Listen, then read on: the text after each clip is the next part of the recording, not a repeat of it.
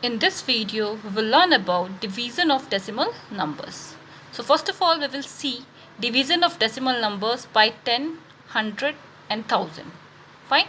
So let's first see the rule which we have to apply in division of decimal numbers by 10, 100 and 1000.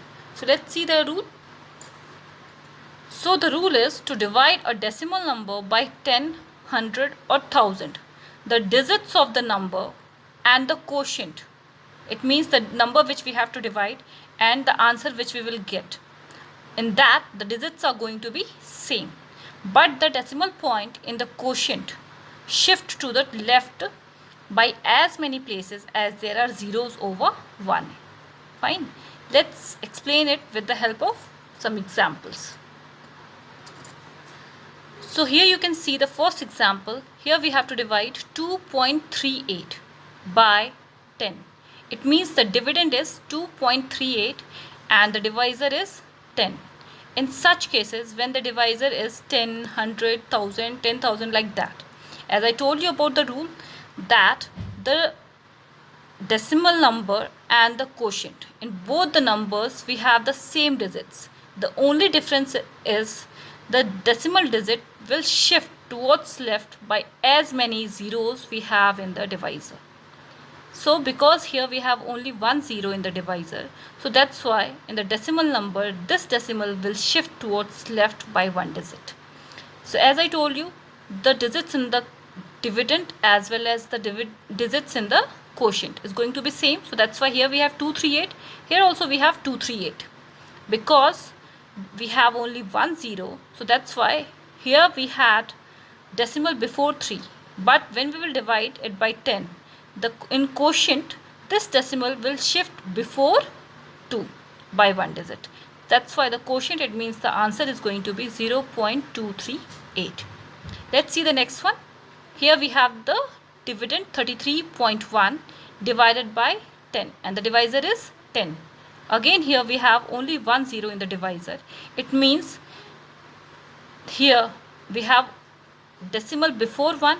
So in the quotient, this decimal will shift towards left by how many digits? Only one digit. So that's why this decimal shifts before 3 and that's why the answer is 3.31. Let's see the third one.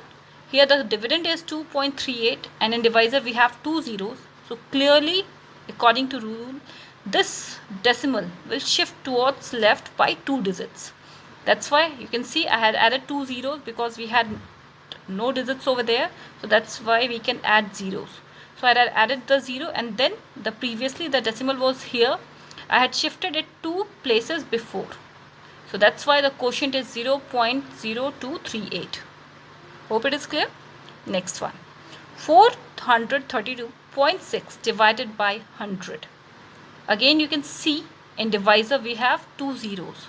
So that's why this decimal will shift towards left by how many places? By two places.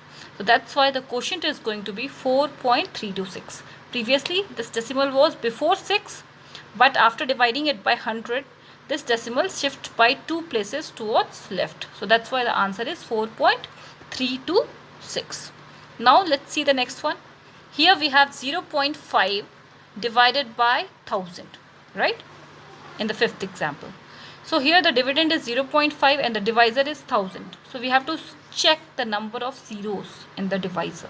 So as we have three zeros, it means we have to shift the decimal towards left by three places. So that's why you can see I had added four zeros and then as it was before 5, I had shifted it three places before 5, right?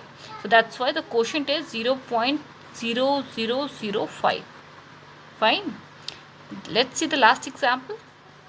Here we have 128.9 divided by 1000. Again here we have three zeros. So that's why we have to shift the decimal towards left by three places, right? So let's see. Here we have the same digits 1289, 1289. The only thing which we have to do is we have to shift the decimal towards left by three places because we have three zeros over here. So that's why the answer is going to be 0.1289. I hope it is clear. Fine.